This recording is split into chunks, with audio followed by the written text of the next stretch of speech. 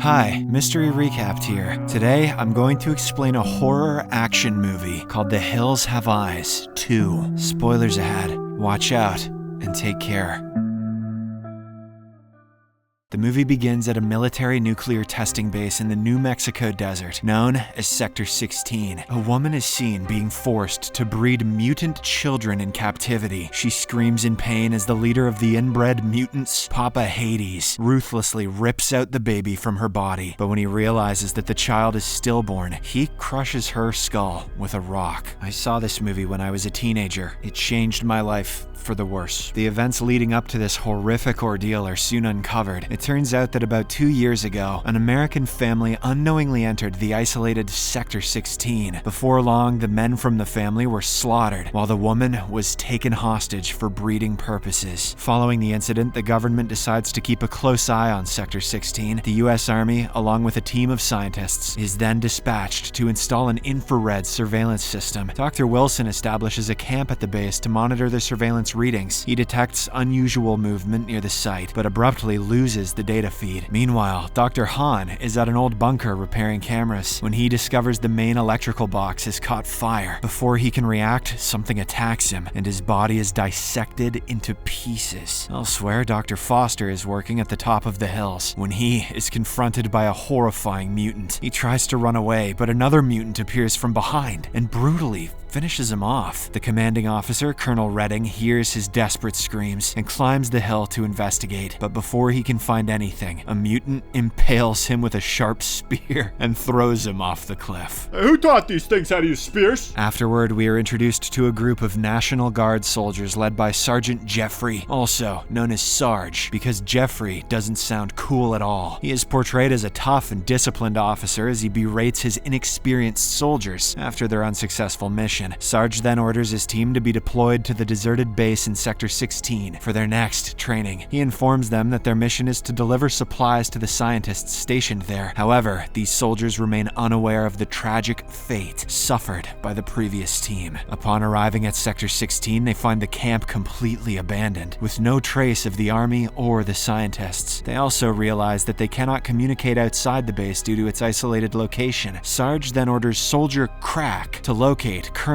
Redding, who is responsible for the security at the camp. Crack eventually stumbles upon an old bunker, but finds no one inside. Shortly after, the soldiers receive a call from Colonel Redding on their radio. He urgently requests their help and states that he's somewhere in the hills. The transmission cuts off abruptly, but they soon notice a distress signal on top of the hills. Sarge then decides to launch a rescue operation, and the soldiers prepare their weapons for the same. However, a guy named Napoleon is hesitant, as he believes that they should first contact the headquarters. When he continues to insist, Sarge punishes him by ordering him to guard the camp's portable toilet. If you want to be such a wiener boy, then you can take care of the piss. As the team prepares for the mission, Sarge criticizes their combat skills despite being halfway through their training. He singles out Soldier Amber and orders her to stay at the camp. Her task is to keep trying to establish contact with the base using the main radio. Sarge then leads the others on their rescue mission, leaving the two behind at the camp. Along the way, Soldier Mickey suddenly slips and almost falls down a hole in the ground. The team manages to pull him up, but they soon realize that the hole goes much deeper. Sarge then speculates that it leads to an old underground mine and warns everyone to remain alert to their surroundings. They decide to continue with the mission, but Mickey is unable to walk properly as he sprained his foot earlier. Hence, he is ordered to abandon the mission and return back for his own safety. Back at the camp, Napoleon ditches his punishment to use the restroom. While doing his business, a bloodied hand suddenly reaches out through the toilet. Napoleon frantically runs away from there and informs Amber about what he just saw. The latter believes he's joking, but when she notices the frightened look on his face, she realizes that he's serious. The two then head towards the restroom where they notice a severely mutilated man emerging from the toilet. He turns out to be none other than Dr. Wilson, the scientist who had mysteriously vanished from the camp during the last mission. After escorting him to the camp, Amber asks about the cuts on on his body. Dr. Wilson, who is in his last stages, warns them that they are here. The soldiers try to learn more, but he abruptly passes away without giving an answer. Amber is puzzled by his sudden death since the cuts didn't seem too deep, but Napoleon speculates that the unsanitary environment caused severe infection in the open wounds and killed him. Then they try to contact the base again, but the radio still fails to establish a connection. Suddenly, they hear an explosion nearby and rush to investigate. They are shocked to discover that their military jeep has been mysteriously set on fire. Their rifles have also gone missing, as if someone is intentionally preventing them from escaping. Meanwhile, the soldiers on the rescue mission find themselves lost. The similar-looking hills make it especially difficult to find the source of the distress signal. They eventually come to the conclusion that climbing the rocks is their only way up the hills. At the same time, Amber decides to hike up the hill to warn the rest of the team. Napoleon cautions her about the potential danger of going alone, but he's definitely too much of a wiener to go with her. He tries to reach Sarge through the radio, but Amber starts to make her way up the rugged path. She soon begins to hear eerie growls around her and nervously calls out to Napoleon. Suddenly, a disfigured mutant attacks her from behind. He tries to bash her head in, prompting her to struggle for her life. Just when it seems Amber is going to be killed, Mickey arrives there and shoots down the mutant. The creature then crawls into a hidey hole among the rocks. While Amber approaches Mickey, as they're talking, someone suddenly grabs his foot from a nearby hole. Amber desperately tries to free him, and Napoleon quickly joins in to help her as well, but unfortunately, the mutant severs Mickey's leg before violently pulling him into the hole for good. Mickey just became Minnie. Back to the rescue team, they finally managed to reach the top of the hill. However, instead of finding a living, injured person, they discover the lifeless body of Dr. Foster. Sarge instructs Soldier Spitter to contact Amber on the radio, but they fail to reach her. Just then, they receive another distress call, but the transmission cuts off before they can respond. Sarge then asserts that they must rescue whoever is in need and orders the team to continue moving. Along the way, he hears unusual movement, so he directs Crank and Spitter to scout one side of the area while he investigates the other. The two soldiers oblige and they cautiously make their way ahead. Suddenly, a deformed man approaches them from behind and launches an attack. They swiftly fire at the creature, but it dodges every single bullet. Hearing the commotion, Sarge rushes to the scene, but he is accidentally shot by Spitter. The rest of the soldiers try their best to revive him, but it is too late. The bullet wound proves to be fatal, and Sarge passes away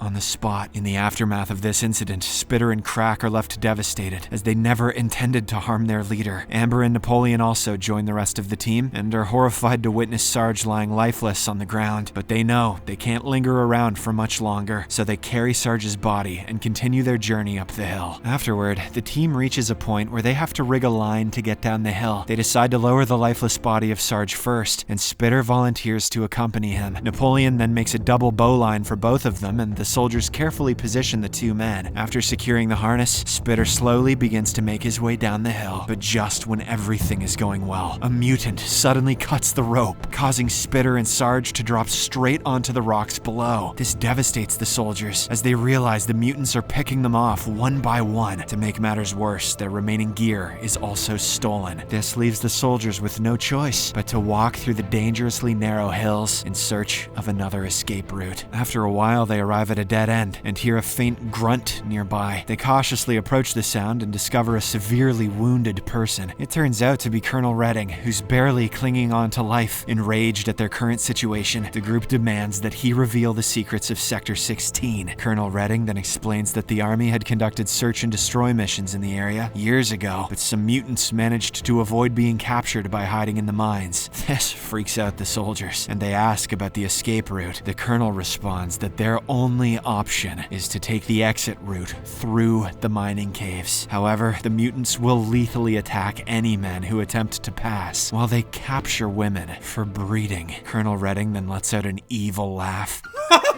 before committing the unthinkable with a fatal gunshot. This means he knew he was going to shoot himself, but he waited a really long time first, just so he could laugh at them. Following this, the soldiers decide to rest for a while before resuming their journey. Amber and another female soldier, Missy, then separate themselves from the men and sit beside the rocks. As they engage in conversation, a mutant slowly sneaks up behind them. However, this turns out to be a trap that they have set. The remaining soldiers appear out of nowhere and fire at the the mutant, killing him brutally. They then celebrate their small victory, despite knowing that there are many more mutants lurking around. Shortly after, Missy steps away from the team to pee. She must not have understood what made the earlier plan a good plan. A mutant happens to be hiding among the rocks, and he suddenly snatches her away. The soldiers only see Missy as she's being dragged through a mining cave. At this intense moment, a guy named Stump has a conversation with his fellow soldier, Delmar. He mentions that the two of them can go down the hills without any ropes. He then selfishly asks the rest of the group to hang tight until they bring back help. Delmar reminds them that they must all stay together to survive. However, Stump ignores his advice and decides to escape on his own. He even promises to return with help and dashes off from the cave. The rest of the team eventually stumbles upon a secret hatch that reaches deep into the ground. They decide to take their chances and go down one by one. After landing, they cautiously walk through the underground passage. Meanwhile, Stump nervously scours the area as he walks alone. He climbs down the rocks and comes across a large cave that leads inside the hill. He calls out to his friends, but gets no response. Stump then decides to climb further down the hill and lowers himself onto a rock, but just then, a mutant emerges from the cave and hacks off one of his arms. Poor Stump, who now lives up to his name, is unable to hold on for too long and tragically falls to his death. Elsewhere, the remaining soldiers come across a creek. While walking through, Napoleon notices Amber putting a bullet in her pocket. She candidly states that she's keeping it for herself in case the situation becomes too much to bear. Just then, she almost slips into the creek, but clings tightly to the concrete. Napoleon tries his best to pull her up, but both of them end up falling deeper into the cave. Fearing that their friends will be attacked, Crank and Delmar decide to use a nearby beam to get down to join them. Meanwhile, the mutant takes Missy to his secret lair and tries forcibly to kiss her. She bites his tongue off and kicks him in the crotch before running away. Unfortunately, she doesn't get too far as the giant mutant leader Papa Hades arrives. He then drags Missy onto a table, and the rest I'm gonna skip because this is the part that gave me trauma. In the meantime, another mutant finds Amber and grabs her by the neck. He tries to forcibly kiss her, but Napoleon swiftly smashes his head in with a rock. At this moment, a blind mutant arrives there and picks up on their human scent. He sniffs through the area and comes after the duo as they cautiously move back without making a noise. Amber then discovers a secret hatch nearby, and they quickly get inside. They soon come face to face with another mutant, but instead of attacking, he kindly lets them stay in his lair. Didn't have that on my batshit bingo card. Shortly after, Crank and Delmar arrive near the hatch, but the blind mutant sniffs them out from a distance. He appears to be smarter than the others as he grabs a nearby rifle and begins firing indiscriminately. Crank somehow manages to kill the mutant, but Delmar ends up being shot in the arms. Despite this, they continue walking and eventually reunite with their other friends. Napoleon and Amber then bring them inside the lair, where they encounter the friendly mutant. They initially hesitate to trust him, but Amber reveals that he was the one who saved them. The mutant then leads them through a lair filled with rotting corpses and human body parts. When Crank spots the dead body of Mickey, he becomes furious and tries to attack the mutant, but Delmar stops him in the nick of time. Crank then turns around and discovers his friend bleeding from his mouth. It turns out he was shot not only in the arms, but also in the chest. Delmar then breathes his last and passes away, devastating his friends. In the next scene, the friendly mutant leads them further into the cave towards the exit. Amber doesn't want to escape just yet, as she wants to rescue Missy. Crank tries to make her understand that she is most likely dead, and they should just run away from here. However, Amber and Napoleon remain determined to find Missy, and they set out on their mission. After a while, Crank stumbles upon a box of dynamite. The friendly mutant warns him not to touch it, but Crank disregards his advice and removes the box. This accidentally triggers the dynamite, and the idiot is blown to pieces. Elsewhere, during their search for Missy, Napoleon and Amber kill another violent mutant. They eventually reach Papa Hades' lair and witness their friend being ruthlessly assaulted. In a clever move, Amber records a voice message on Missy's phone and sets it up at a distance to create a distraction. When Papa Hades goes to investigate the noise, the soldiers take the opportunity to free Missy, but he soon returns and violently knocks Napoleon down. He then targets Missy and picks her up before repeatedly slamming her on the ground. Unable to watch her friend suffer, Amber uses her last bullet to shoot Papa Hades right through the head. But even after a part of his brain is blown off, he doesn't budge. He instead storms towards Amber, grabs her by the neck, and chokes her against the wall. Just when it seems he's going to kill her, Napoleon impales him with a spear through his back. This finally takes the beast down, and the trio proceeds to butcher him using various weapons weapons. Napoleon is the one to deliver the final blow as he shoves a rifle in the creature's mouth. Just a few hours ago, he was guarding the toilet, but now he has killed the mightiest beast of the hills. The movie comes to an end as the trio makes their way out of the mine, unaware that they are still being watched by a mutant.